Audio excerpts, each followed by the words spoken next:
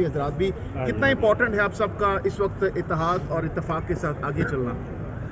मैं 1 साल पहले आया था यहाँ पे इस्लामाबाद में प्रेस क्लब में, वो मैंने तब कहा था कि ये सबके घर पे आएगी ये मुसीबत, तो आप इकट्ठे हो जाएं।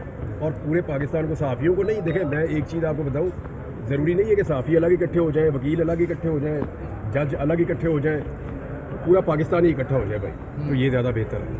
And this is the right time.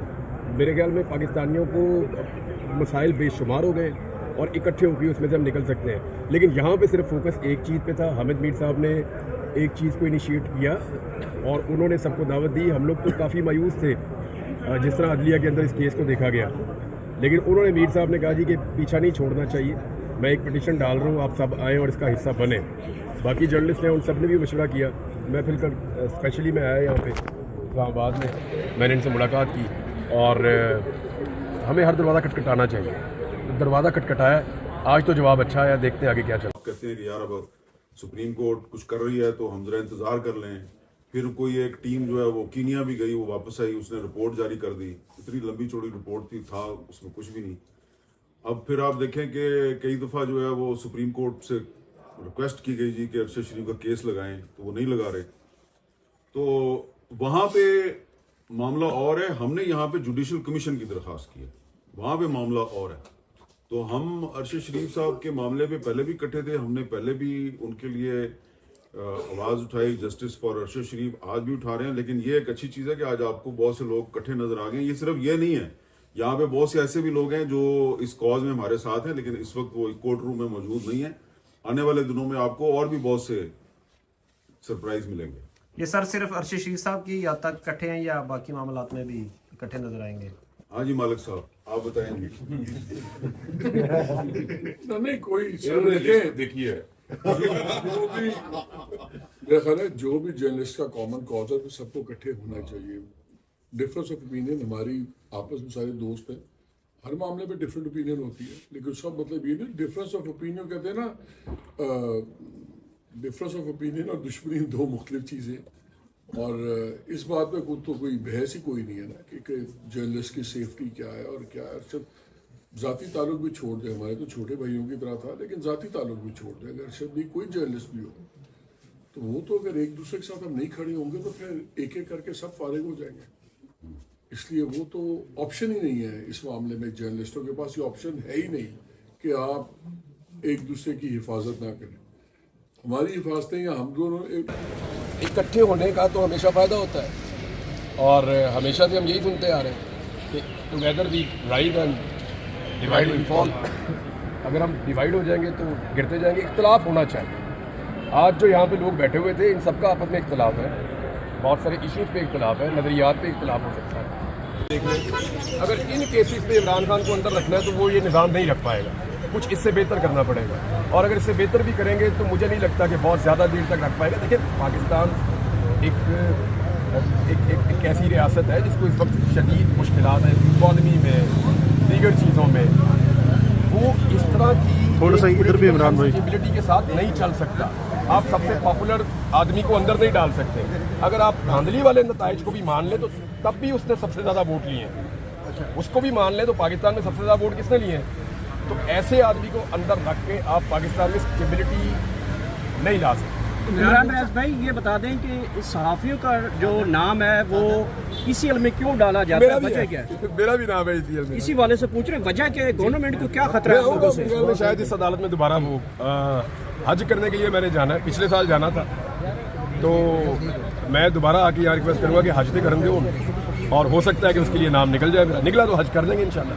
Imran भाई, ये मौलाना फजलुर रहमान की कल आपने स्पीच सुनी होगी जिसमें उन्होंने कहा है कि अब जो है ना, मैं एक बहुत बड़ा समंदर लेके आ रहा हूँ और जो मेरे रास्ते में रुकावट बनेगा वो खुद मुसीबत में पड़ेगा। इस जो मौलाना साहब का ये बयान है, क्या वाकई हुकूमत गिरने जा रही है? मौलाना साहब कुछ मैं मौलाना साहब का जो स्टेटमेंट है ना, मैंने उसको सुना रात को डिटेल में निकाल के। उनकी तकरीर बहुत अच्छी है मौलाना साहब की, लेकिन उनकी तकरीर अगर मगर के साथ है, अगर आप गौर से सुने तो वो क्लैरिटी के साथ नहीं है। मौलाना फजलुर रहमान साहब ने अभी भी एक रूम रखा हुआ है, वो कभी भी मौलाना फजलुर रहमान साहब وہ اس طرح की सियासत नहीं करते कि वो बिल्कुल ब्लैक एंड वाइट में चले जाएं, वो ग्रे एरियाज़ के अंदर रहते हैं और रवायती पॉलिटिकल पार्टीज़ के लिए वो एक गुंजाइश हमेशा रखेंगे। उनका जो नेचुरल अलाइंस बनता है ना मौलाना साहब का, नेचुरली जहाँ जाके वो फिट इन हो सकते हैं, वो पीटीआई नहीं है, वो बाकी जमातों के साथ ईजीली हो सकते हैं। तो देखें अब वो स्ट्रेटजी बनाते क्या हैं, इसमें वो क्या गेन कर पाते हैं। बहरहाल हमेशा मौलाना फजलुर रहमान ने जब भी कोई मूव की है तो उन्होंने अपने लिए कुछ पॉलिटिकल अच्छा गेन किया अपने लिए, अपनी पार्टी के लिए। देखते हैं कि वो यहाँ पे अपने लिए गेन करते हैं या अपने मुल्क के लिए करते हैं। अच्छा, इमरान रियाज साहब, केसेस तो बहुत वीक हैं, आपने भी कहा और सभी कह रहे हैं। गुज़श्ता रोज़ सलमान सफदर साहब ने हमसे गुफ्तगू करते हुए कहा कि पॉलिटिकल विक्टिमाइजेशन हो रही है खान साहब के साथ। तो अगर केसेस इतने वीक हैं उसके बावजूद भी रिलीफ नहीं मिल रहा, तो ये पॉलिटिकल विक्टिमाइजेशन कैसे खत्म होगी अगर खान साहब डटे रहेंगे? नहीं, वो देखें ऐसे ही खत्म होगी ना, कोर्ट के अंदर आएंगे, एक एक करके केसेस खत्म हो रहे हैं ना, ऐसे ही खत्म हो जाएंगे, एक वक्त आएगा। हर चीज़ की एक्सपायरी डेट होती है। उसको मेरी सलमान सफदर साहब से बात हो रही थी, मैंने उनसे पूछा, मैंने कहा जी आप ये किस बुनियाद पे बात कर रहे हैं?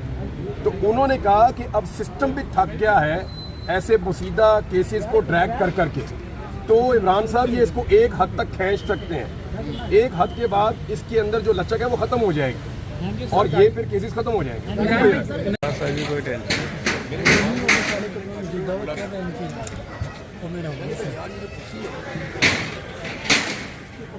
मैसेज किया जाएगा और इम्पैक्ट क्या होगा इसका? इम्पैक्ट तो बहुत ज़्यादा जाएगा। जहाँ पे हामिद मीर साहब और इमरान रियाज साहब जैसे बड़े नाम, फिर मालिक साहब का शहबाज साहब, ये सारे इकट्ठे होंगे, इम्पैक्ट उसका जाएगा और जाना भी चाहिए। और मैं ये समझता हूँ ये बहुत पॉजिटिव, ये एक मैं पुरुमीद हूँ, एक उम्मीद का एक पहलू है। बाकी अगर ये आमिर फारूक साहब के अलावा 7-8 जजेस हैं हाई कोर्ट के, किसी भी जज के पास होगा, मियाँ गुल साहब, कियानी साहब, जहांगीरी साहब, बाबर स्टार साहब, समा रिफत साहिबा, बाबा मोहम्मद साहब, अब इनमें से किसी जज के पास होता तो इस वक्त आप मेरा लबुल इज़्ज़त बहुत तब्दील देख रहे हैं। सर क्या सूरत हाल है, आप क्या समझते हैं आज जो डिसीजन आया, केस लग गया, इस हवाले से थोड़ा सा तफसील बताएं सर। केस लग गया है जी और अदालत ने एक्सेप्ट कर लिया है और नेक्स्ट डेट ऑफ हियरिंग हमें ऑफिस से पता चल जाएगी। इसमें हमारी सदा सिर्फ ये है कि जुडिशल कमीशन बनाया जाए और हमारा कोई और मुद्दा नहीं है, और ये वो मुद्दा है जो सुप्रीम कोर्ट में ज़ेर बहस नहीं है। तो हमने यही रिक्वेस्ट की है कि जी हाई कोर्ट उसमें डायरेक्शन दे के जुडिशल कमीशन बनाया जाए ताकि इस मामला को इन्वेस्टिगेट किया जाए। सर इस मौके पर आप क्या देखते हैं, पहले आप अकेले तनहा थे, आज सारी टीवी एंकर्स और बड़े बड़े नाम यहाँ पर मौजूद है। मेरे भाई ये बड़ी इंपॉर्टेंट बात है और देखें ना, आप यूनाइट होके एक कॉज पे लड़ेंगे तो उसका इम्पैक्ट भी होगा और ये बहुत अच्छा मैसेज जाएगा आगे। तो मैं आज बड़ा खुश हूँ कि अदालत भी अभी रिलीफ लिया और सारे भाई, देखिए मैं तो वकील हूँ ना, तो अरशद शरीफ का भाई हूँ और आज पूरी जर्नलिस्ट कम्युनिटी और उसके कॉज के साथ खड़ी है, मेरे साथ खड़ी है, तो इससे इंशाल्लाह आगे बेहतरी की उम्मीद है। Thank you so much sir.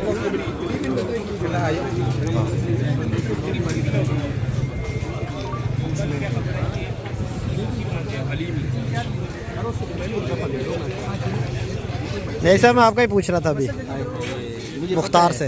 भाई मेरा किधर है फिजान? उस्मान भाई से, उस्मान गुजर साहब से। जी जी उस्मान भाई, वो ज़रा वो फर्की कैसी है मेकल साहब की?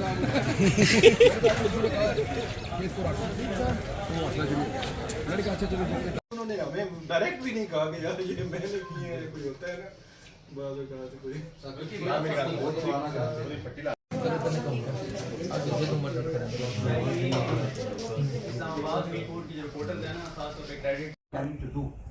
और फिर आखिरी जो जजमेंट है उसमें उन्होंने क्या लिखा है?